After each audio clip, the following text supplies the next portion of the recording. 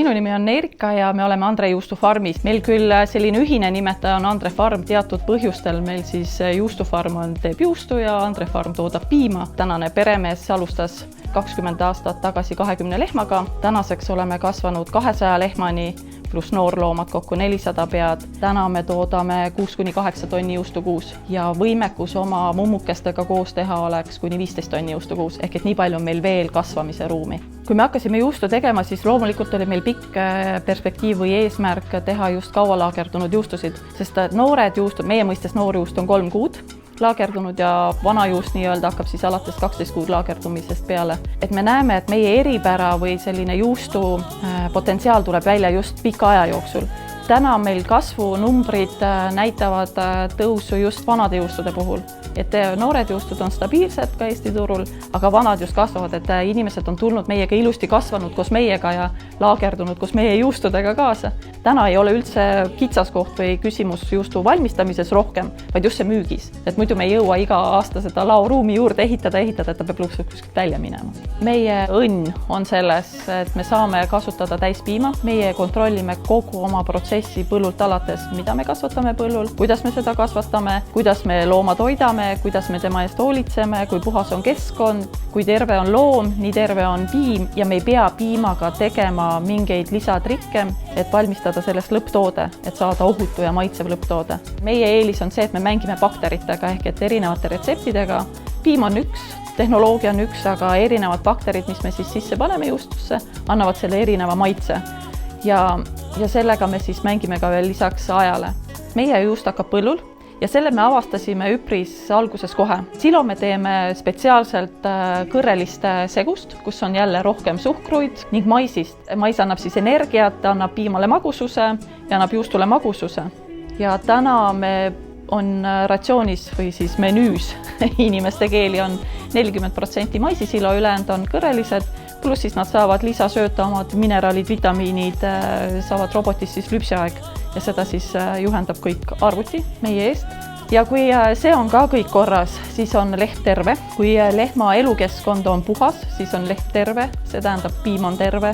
Me kasutame oma juustus lõppbakterit, ehk et me ei võtnud ka seda riski, et hakata baktereid ise kasvatama, ise aretama, ise looma kuidagi, et me läksime kindla peale, et tellime kindlad bakterid, aga siin on kogu alus on hea piim, et kui juustukotta tuleb farmist hea piim, siis seda juustu ära rikkuda on põhimõtteliselt võimatu. Siin on meil siis esimene laagerdusruum, ehk et kui juustud me oleme piimast vorminud juustuks, siis peale soolvees olemist tulevad nad siia laagerdusruumi ja nendest hakatakse hoolitsema.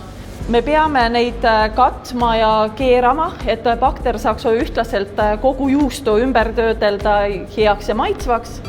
Aga see käib jälle graafiku järgi, et esimese 3 nädalaga peavad saama kõik juustud mõlemalt poolt vähemasti 6 korda hooldatud ehk et kaetud. Ja sellega me reguleerime ka juustust niiskuse eraldumist, et ikkagi et hoida seal sees keskkond selline, et bakter saaks maksimaalselt oma head tööd teha. Ja see juustukerake on praegu umbes 12 kilo, aasta pärast on ta umbes 10-11 kilo, ehk et nii palju annab ta niiskust välja ja siis sellest tulebki ka see, et vanad juustud on kõvemad, tugevama tekstuuriga, rohkem maitset, aga nad jäävad kogu aeg väiksemaks.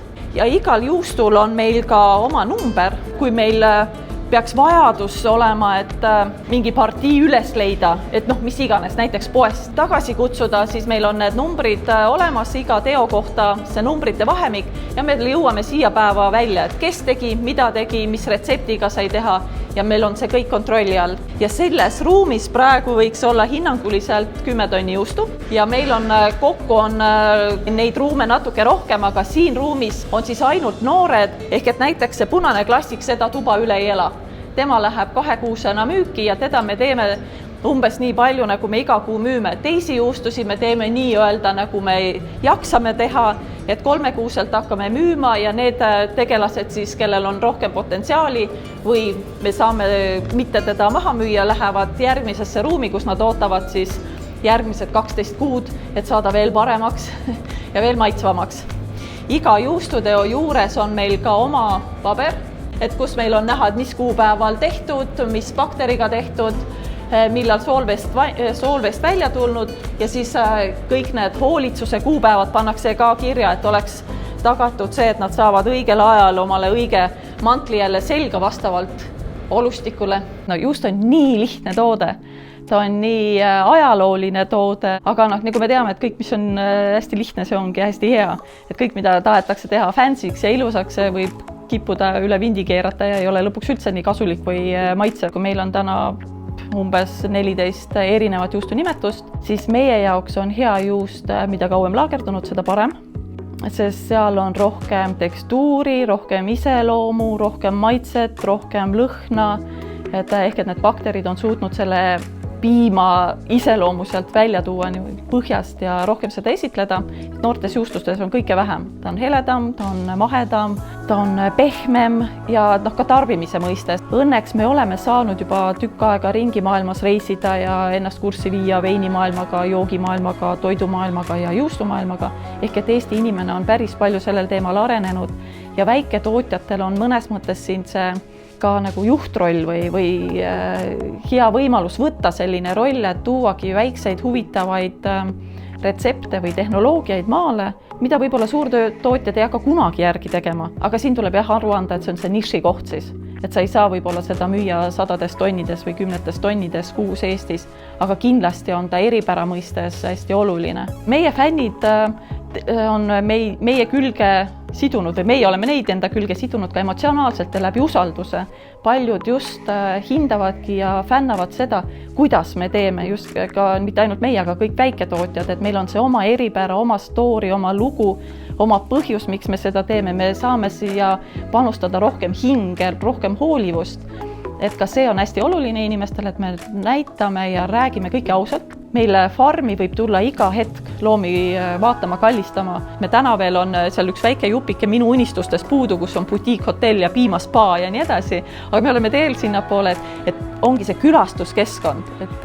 Ja tuled, näed, maitsed, koged. Nii kaua kui meil see on, et siis me tahame seda nagu näidata.